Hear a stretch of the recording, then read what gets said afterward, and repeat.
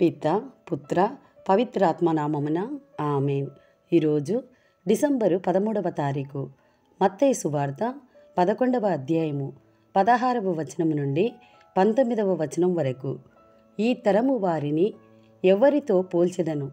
వారు అంగడి వీధులలో కూర్చుండి ఉన్న పసిపిల్లల వలె ఉన్నారు. వారు ఒకరినొకరు పిలుచుకొనుచు, మేము మీ కొరకు వాయిద్యములు మ్రోగించితిమి, కాని మీరు నాట్యమాడరైతిరి.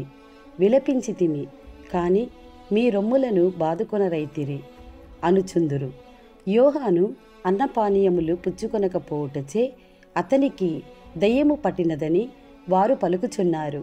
మనుష్య కుమారుడు అన్నపానీయములు పుచ్చుకొనుటచే అతడు భోజన ప్రియుడు, మద్యపానరతుడు, సుంకరులకు పాపాత్ములకు మిత్రుడు అని అనుచున్నారు. దైవజ్ఞానము దాని క్రియలను బట్టి నిరూపింపబడును. ఇది ప్రభుని వాక్కు. సర్వేశ్వరునికి వందనములు.